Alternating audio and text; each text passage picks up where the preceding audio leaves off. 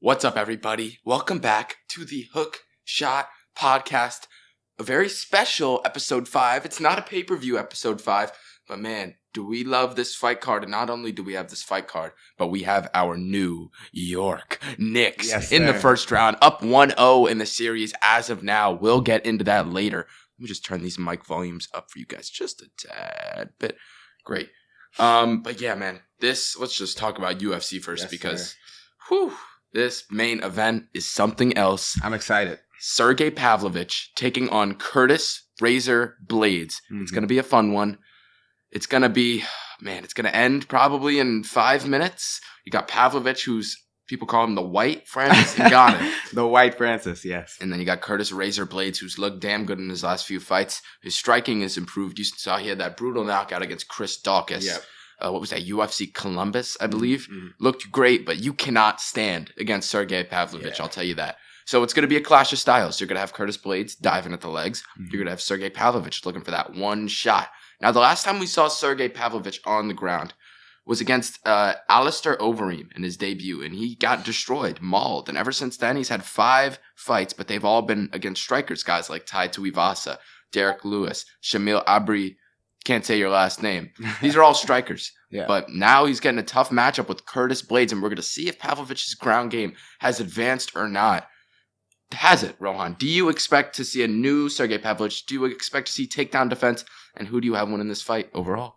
I think that Curtis Blaydes, obviously, I think in his last fight, like you said, he got the knockout against Chris Daukaus. I think he's starting to trust his hands a little bit more. I know he's going to try to implement his style at one point or another in this fight. He's going to try to get this fight to the ground. But I'm interested if Blaydes is not as assertive in getting the takedown. If he tries to stand for a bit and see what Pavlovich is like on the feet, is that going to work against him a little bit? And I just think Pavlovich, his striking is really, really underrated in this division. He made quick work of Derek Lewis, and I know people were, a little mad about the controversial stoppage, but Pavlovich has insane power. He's got great technique.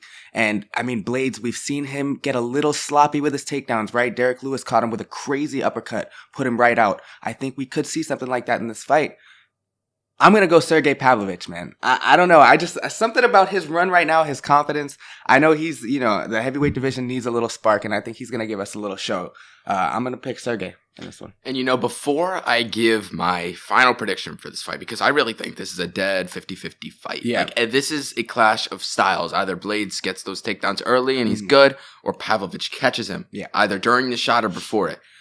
One thing I want to talk about is the Apex. This fight is in the UFC Apex. I mean, go ahead. No, I think that just it works well with the heavyweights because they're just so big. They take up so much space, and that could manufacture a crazy knockout like that just because there's so much less space to work with. I don't know if you remember the last time Curtis Razor Blaydes was in the Apex. Uh-huh. Do you remember what happened? Was it? It wasn't Derek Lewis. Derek Lewis. It was there. That's what I'm saying. Flatlined He fucking killed him, bro. He absolutely killed him. Curtis Blaydes does not love the Apex. 1-1 there. He had a win against Alexander Volkov, but Volkov is not that one-punch finisher. Sergey Pavlovich has never been in the Apex. Let me point that out. Mm-hmm. This is great for Sergey Pavlovich. He's 5 rounds. Yeah. 5 rounds to find that one punch. But the thing where I'm concerned about Pavlovich is I think as soon as Blaydes starts getting those takedowns, if he can get to it before Pavlovich catches him, then the Pavlovich power is going to start to decrease. So my final prediction is going to have to be Curtis Blaydes. He's impressed me a lot in his last couple of fights. That big knockout win against Chris Daukaus. And I know that's not the best of competition, but that's a striker as well. And Blaydes really showed off that he's improving on the feet. Another big win against Jairzinho Rozenstruik, September of 2021, I want to say.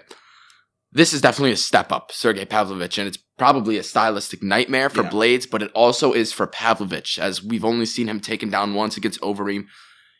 I think this fight's all up to Sergey Pavlovich. Mm-hmm. If he comes in there and shows that he's a brand new fighter with great takedown defense, then this is his fight to win. But as soon as Blaydes starts chain wrestling, gets his first, second, and third takedown, Pavlovich is not going to knock out Curtis Blaydes in the latter rounds. Yeah. So because of that, I'm going to have to give the slight edge to Curtis Blaydes, but it would not surprise me at all if Pavlovich finds the first or even second round KO. Yeah, this is going to be a close fight. It's going to be entertaining. The UFC loves to make heavyweight main events for fight nights, and sometimes they disappoint.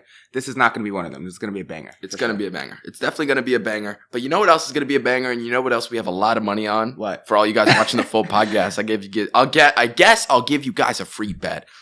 Bobby Green taking on Jared Gordon. Yeah. Now, this seems to be a great stylistic matchup for Bobby Green, but for some reason, I'm looking at the odds and he's dropped from like minus 300 to like minus 240 at this point. Yeah. I don't see why. Maybe because he got knocked out by Drew Dober. What was it? I forgot one month. I believe this was the end of 2022. He got knocked out by Drew Dober. Yes, December 17th, 2022. I think 4 months later, I think he'll be all right. He's going up against Jared Gordon. You know, he's a hard hitter, but he's not like Drew Dober. He's going to try to mix in the wrestling, try to get Bobby Green down. But man, Bobby Green, I mean, I just don't see Jared Gordon standing any chance on the feet against Bobby Green. I mean, Bobby Green arguably won that fight against Rafael Fiziev. Yeah. And he's one of the best strikers in the UFC. Man, Bobby Green's getting up there in age, though. 36 years old. How long can he keep up this fast-paced cardio style of boxing? It's going to be Bobby Green for me all day, man. Fuck the age. He looks so good against Drew Dober leading up to that one-punch knockout. And I don't think Jared Gordon has what Drew Dober has. Jared Gordon's not posing any threats that Bobby hasn't seen before. Like, Jared Gordon doesn't hit that hard. He's not a Drew Dober type power. Like, he's not going to knock out Bobby Green. The one thing to get concerned about is the age and the cardio level may be decreasing, but Bobby just so clean and technical with the striking. Like, that fight against Fiziev was very, very impressive. There was a few dodging of the head kicks by Bobby. He landed a few great kicks. I mean, he's just got a lot more versatile striking than Jared Gordon. This should be quick work, and I expect not a finish, but I expect a dominant performance by Bobby Green. Bobby Green, and he also needs this win. You know, he's coming off back-to-back losses. And the suspension, too. This is recent suspension. He's trying to, earn the trust back from the UFC, obviously. But he's an entertaining guy, so like this shouldn't, this is not going to affect his stock whatsoever. And we could just run through his fights over the pandemic, I guess. Man, this guy has fought, let's see, 1, 2, 3, 4, 5, 6, 7, 8, 9 times since COVID pandemic started. That is a lot for 3 years. I mean, that's ridiculous. That's 3 times a year. That's very impressive, especially for someone that's getting up there in age, now 36 years old. He won against Clay Guida, won against Lando Venata, won against Alan Patrick. He should win all those fights. Lost against Thiago Moises, who's a good fighter. Then the loss against Rafael Fiziev. That's, even though he lost. No shame in that. And then he knocked out Al Iaquinta, looked great there. Iaquinta did retire after that. So we don't know where Iaquinta really was, but still, regardless, great performance by Bobby King Green. Beat Nasrat Haqparast at UFC 271. Another great performance against a young guy. And then the back-to-back losses to Islam and then Drew Dober. But yeah, I think Bobby Green really needs this one, man. We know his striking is great, so crisp, and I just don't see where maybe Jared Gordon can get him down a couple times. There's no area in this fight that Jared Gordon is threatening more than Bobby Green. I'm sorry. On the ground, like, Bobby Green he's an adequate, like, he can do his thing on the ground if he needs to. And Jared Gordon's not going to try to take him down. We saw his last fight against Paddy Pimblett was on the feet the whole time. And I mean, I think that's going to be the same case here. And Bobby Green is just better, man. He's just a better fighter. And I think this should be very easy for him. And I see some people like a little bit concerned that Bobby Green, he's coming off a flush knockout. And he's also 36 years old. But it's not like a Kamaru Usman type situation where he got just brutally knocked out cold. Yeah. Like, Bobby Green was up talking, like 20 minutes later, having conversations, remembering what happened.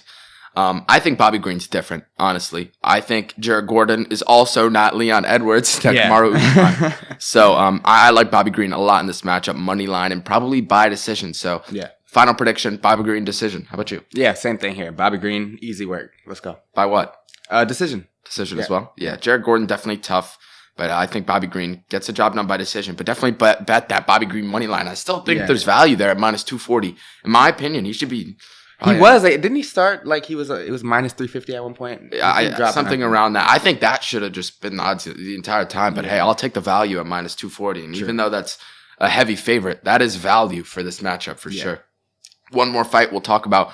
The co-main event a couple days ago was supposed to be Song Yadong versus Ricky Simone. They've moved it to next week. Simone versus Song will now be 5 rounds, which is great. And they've moved Brad Tavares versus Bruno Silva into the co-main event slot. Now, this is such a hard fight to call, and I recommend nobody betting on this. But let's just take a look at Bruno Silva real quick. I mean, this guy was so impressive. He's had 5 fights in the UFC, knocked out Wellington Turman brutally, knocked out Andrew Sanchez brutally, knocked out Jordan Wright brutally. I mean, he looked great. And then the fight against Alex Pereira did not shoot for takedowns at all. But he lost a decision to Pereira. I mean, he didn't get knocked out within 3 rounds. He was impressive, and he ate his best shots. He ate the left hook, too, which was very impressive. And then he gets dropped by Gerald Meerschaert and submitted. This is the Gerald Meerschaert who got absolutely starched by Joe Pyfer the other week. Yep.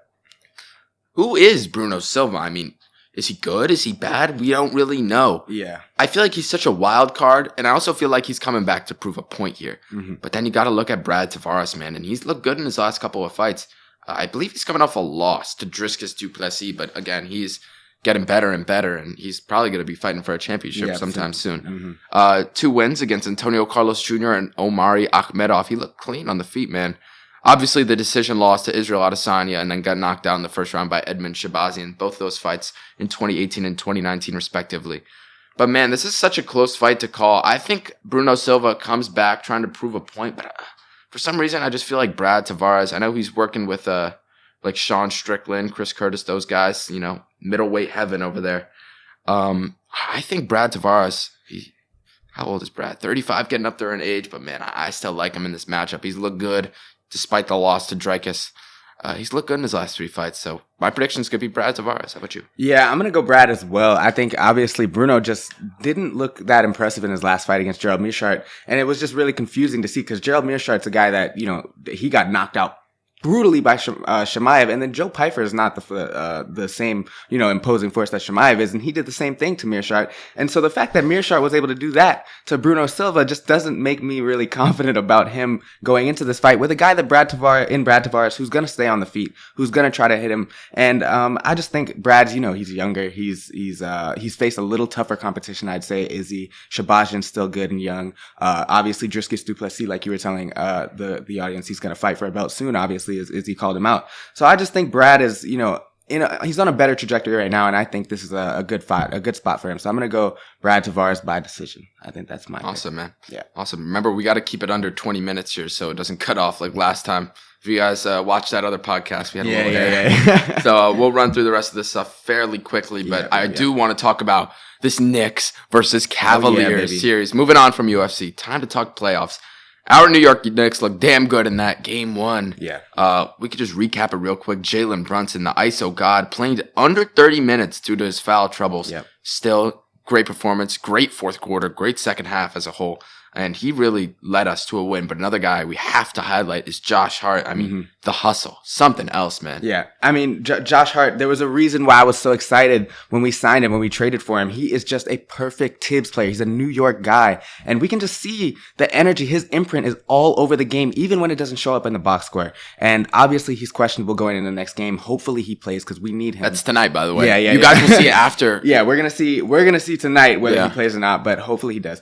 But the Knicks, man, they just look so good, and I'm just the presence of Mitchell Robinson, him being there in the paint, causing all that ruckus, dissuading those drives by Donovan Mitchell and Darius Garland. He was scared as hell to enter the paint because Mitchell Robinson is so long. The one thing I will say, the rebounding has to be a little better moving forward. We can't let Evan Mobley and Jared Allen bully us on the glass like that. But if Donovan Mitchell, guys, is scoring damn near 50 points and the Cavs are losing, it just goes to show that I think that New York's just the better team here. I think we have more depth. Cleveland is forced to play guys like Dean Wade, like heavy minutes in this series. Cedi Osman is guarding Jalen Brunson. Yeah, their depth is not where it needs to be. I think the Knicks are in a great spot. We stole game 1. I don't think we're going to take game 2, but the fact that we took one in Cleveland, moving into the Garden, I think that's a great place for us. I'm feeling it right now, bro. Josh Hart, he was doubtful yesterday. He's now been upgraded to questionable here on game day, Tuesday. You guys will probably see this Wednesday or maybe even tonight. We'll see where we get with the editing. But man, as you said, Cavs probably sneak out this game too. I mean, they really need it. It's a home game. But man, there's still such a bright future, and I still do think we get this done. Yeah, man. I'd ask you for your prediction, but you know who I'm going with. we could just get right into it because we're about to break down this entire bracket. We're gonna give our rapid fire predictions. We're gonna start all the way from the first round all the way to the championship series. Let's get right into it. Denver Nuggets versus Minnesota Timberwolves. I'm going Nuggets in 5. They look great in that game 1, dominating. They looked a little shaky at the end of the regular season, but I think as a playoff team, they're really just different. They know now's the time to lock in. Give me Nuggets in 5. I 100% agree. They were cruising through the end of the regular season. They're turning up. Jokic is playing better. He's got Rudy Gobert on the other side. He loves to bitch him. they're going to make quick work of the series. Nuggets in 4. Next up, we got Suns versus Clippers. Yeah. Obviously, the Clippers got the job done without Paul George in Game 1. But for some reason, I'm just getting that feeling that this Phoenix Suns team, they're going to figure it out. They're going to glue together. They got 4 great guys, Durant, Booker, Paul, and Ayton. And as well as guys like Torrey Craig, all these other guys, this bench, this support. I'm going to go Phoenix Suns in 7. It's going to be a tough series. Mm-hmm. It's going to be close. It's going to be grinded out. But I think the Phoenix Suns sneak it out, advance to the second round to play Denver. Give me Suns in 7.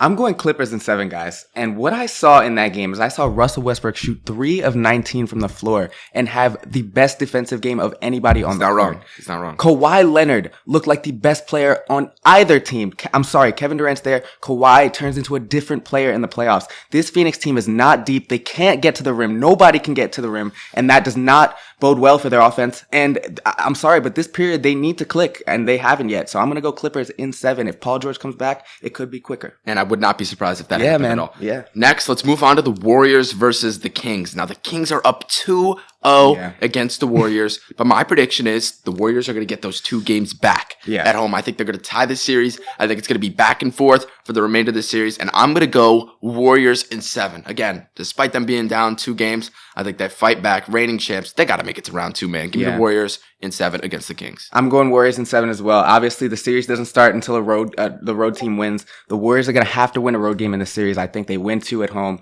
but going into Sacramento, they have to do a better job of taking care of the basketball. They will moving forward. Warriors in 7.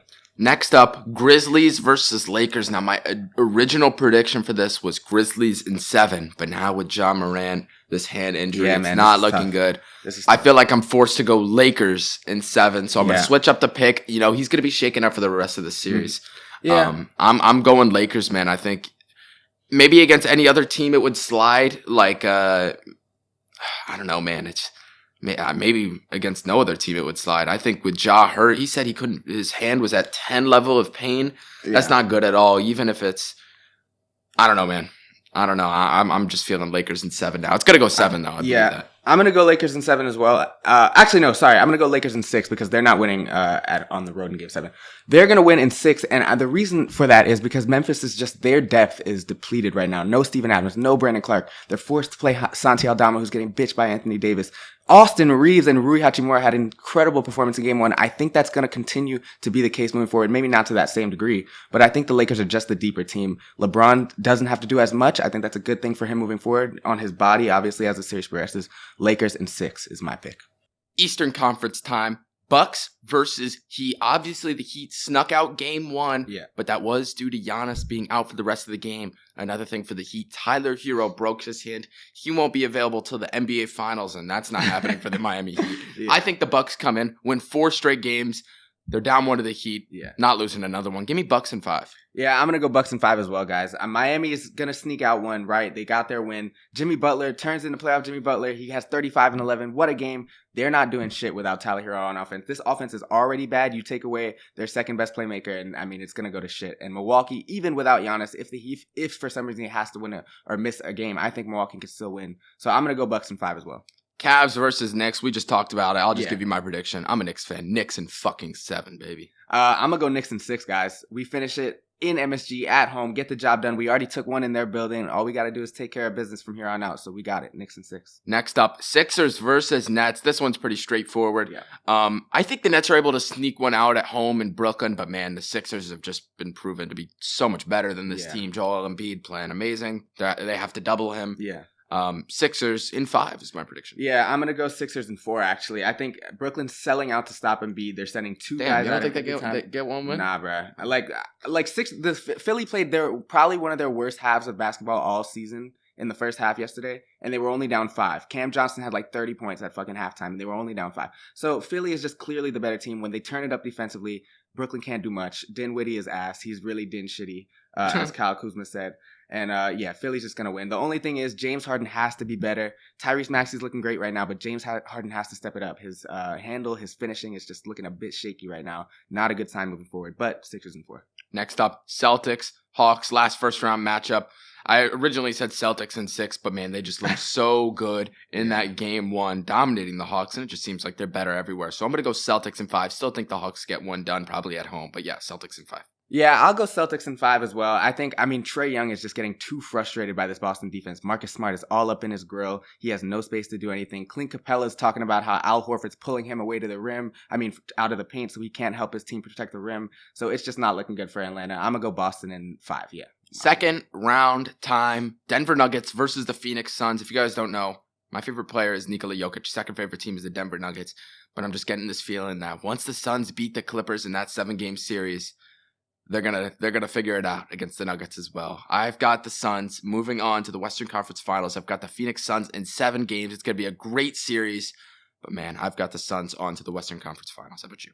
I picked the Clippers to beat Phoenix in the first round. Oh yeah, go ahead. So if they take on Denver, I got Denver going to the conference finals because obviously Denver's had the Clippers number this entire season. I'll take it. I don't know. I think that is kind of one of the situations where the matchup will matter. I think if Denver matches up with Phoenix, I think Phoenix has a better chance of beating Denver just because they have more offensive weapons to threaten Nikola Jokic, obviously, on defense. But the Clippers, they've proven time and time again that they just cannot get past Denver. I don't see that changing, so I'm going to have Denver moving on as well. How many games? Probably 6. I'll go 6 in that series. 6. Yeah. And based off what we've predicted, we set up a pretty sweet second round matchup here in the West. The Warriors versus the Lakers, 6 versus 7. Yeah, Man, it's going to be interesting. And I think this goes 7 games probably. But you got to go with the more experienced team over the last couple of years in Golden State. I'm going to have them going on to the Western Conference Finals in 7 games. Just think Stephen Curry unlocks another dimension and gets the job done, especially with Andrew Wiggins. I think they'll be figured out by then. Yeah. Team will be glued together. No more bullshit with Draymond stuff. Please. Give me Warriors in 7 against the Lakers. Yeah, this is going to be, I think right now, Sacramento is Golden State's toughest challenge. Mike Brown, he knows what to attack. He's been there with Golden State. He knows their weaknesses, and he's doing his thing right now. He's coaching Sacramento really well, but I think if Golden State is able to get past them, I don't think they have as much trouble with Memphis or LA, and I think Golden State gets past those teams pretty easily. So, yeah, I'm going to have Golden State moving on to the conference finals as well. Interesting. And then obviously Bucks, Knicks. I feel like it's sad to say here, but I'm going to have to go Bucks against the Knicks. Just got to be realistic here.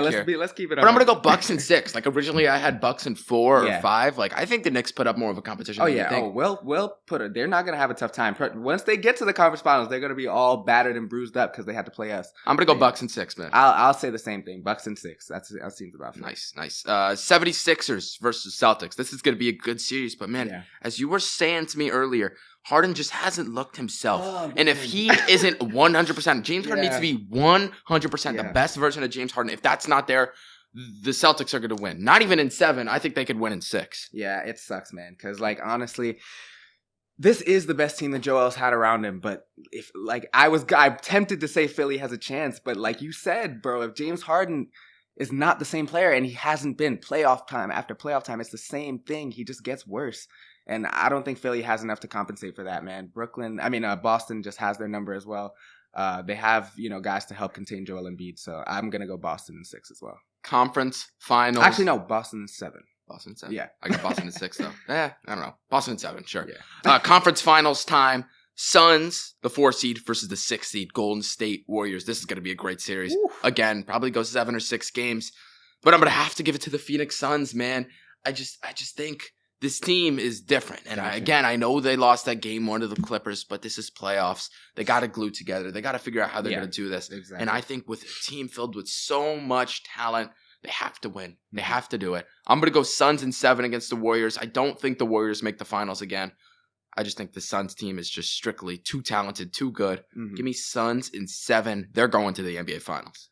Yeah, it's a reasonable pick. And obviously, I'll be biased now. No, I have Denver and Golden State, but I just think Denver's depth in a series with Golden State is going to be called into question. They just don't have the same, amount of trustworthy players that they can depend on. Like Bruce Brown is their 6th man right now, and he's a viable 6th man, but they can't go farther than that. Christian Brown, who's a rookie, is going to have to play deep, 20 minutes a game. And that's something that the Warriors, if matched up in a series with Denver, could take advantage of, man. And I think they just have experience on their side. If that were if that was going to be the conference finals matchup, Golden State and Denver, I would have Golden State in 6. Yeah. I was about to say, do they really have depth themselves, the Warriors? Oh, yeah. But they really do. Poole, DiVincenzo. Obviously, Jordan Poole hasn't been good, but Moses Moody was a plug-and-play guy last night. They plugged him in, and he had incredible minutes for Golden State. Same thing with Kuminga. He can do the same thing, but that's about as far as it goes. GP2 is one of the most impactful players in his short minutes. So Golden State has depth on their side in that series for sure. And fair enough. Yeah, man. I'm going to go them. Fair enough. That's definitely a fair pick. Eastern Conference. In my opinion, this is the hardest game to choose, even with the NBA Finals. This Eastern Conference matchup is going to be extremely competitive. And my original pick was the Milwaukee Bucks to take down the Boston Celtics in 7 games. But I think the playoff Boston Celtics are truly a different team. Gotcha. And I mean that. I think they are different once they're in front of that home crowd, even when they're away, man. This team is going to shine. And compared to last year, they didn't even have Malcolm Brogdon coming off the bench. Yeah. I mean, words can't describe how big of an addition that is to have him into this playoff run. I've got the Boston Celtics winning in 7 games, and I'm seeing a Suns versus Celtics finals. How about you? I like that pick, man, but I'm going to have to go the other way and go Milwaukee. I just think the depth in that series, man, and their defensive capability with Jay Crowder, Javon Carter, Drew Holiday, Brook Lopez, Giannis. I mean, they have arguably the best defender at 3 positions in the league. That is something that is, I mean, that's ridiculous, man. Ridiculous. And they have the best player in the world. I'm not going to bet against Giannis, man. I'm sorry. He didn't have Chris Middleton last year when they faced Boston. It's going to be different this time. Granted, he stays healthy and everybody stays healthy. I'm going Milwaukee in 7. I think that's an incredible series, though, and Boston has the firepower to get it done. But so, give me the Bucks. NBA Finals, I've got the Suns Celtics. Yep. He's got the Warriors Bucks, man. Suns Celtics. Those are some fun ass matchups. Either way, right? Suns Celtics. I think the Suns' magical run stops here. I think the Celtics finally get that ring. Finally. CP 0 rings, huh? CP 0 rings. I think he's staying with 0 rings. Damn. Man. I've got the Celtics in 6. I think they get it done in 6. I think that, once again, playoff Celtics, I think they're different. I think they get that ring. 2023, your champions will be the Boston Celtics. Man, this is a painful pick for me, but I'm going to have to go the Milwaukee Bucks. If I think this is the end of the dynasty for Golden State. If it happens here, I think they lose in the championship to Milwaukee. They're just too deep. And like I said, the defense is just too much. Golden State's up there in age now. Milwaukee's in their prime.